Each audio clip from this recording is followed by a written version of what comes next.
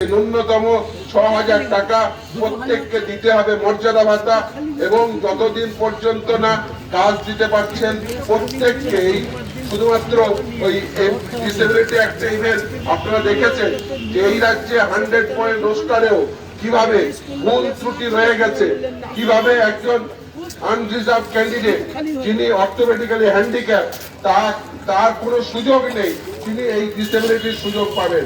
এমন ভাবে রোস্টার তৈরি করা হয়েছে, ভুলভাল রোস্টার তৈরি করা হয়েছে, এখনো পর্যন্ত মামলা করা হয়েছে, তারপরেও সেটা ডিপার্টমেন্টাল কমিউনিকেশন হওয়ার পরেও সেটা রেকটিফাই হয় না।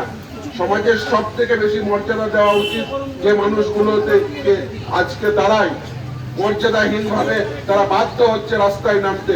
আপনাদের এই দাবি দেওয়ার সঙ্গে ছিলাম, আপনাদের এই দাবি দেওয়ার সঙ্গে আছি, এবং এখানে মঞ্চে বসে আছেন আপনাদের অভিভাবক তুল্য কান্তিবাবু, তিনি আমাকে যেদিন বলেছিলেন যে আমার যত কাজই থাকুক আমি কোর্ট কাউন্ট ছেড়ে আমি নিশ্চিতভাবে এখানে উপস্থিত হব, এবং সেজন্যই হয়েছি। কান্তিবাবুদের সঙ্গে ছিলাম, আছি, থাকবো, সমরা আছে, এদের সঙ্গে ছিলাম, আপনাদের সঙ্গে ছিলাম, আছি এবং থাকবো। এই কথা বলে আমি আমার বক্তব্য শেষ করছি, বক্তব্য দীর্ঘায়িত করবো না।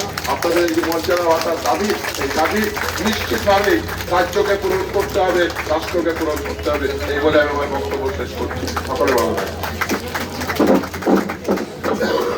নিশ্চিত হবে আমাকে কান্তিবাবু বলেছেন যে এই যে এদের সঙ্গে অমর্যাদা হচ্ছে, যেখানে যারা সক্ষম বেকার ভাতা ১,৫০০ টাকা, অথচ যারা প্রতিবন্ধী তাদের ভাতা ১,০০০ টাকা।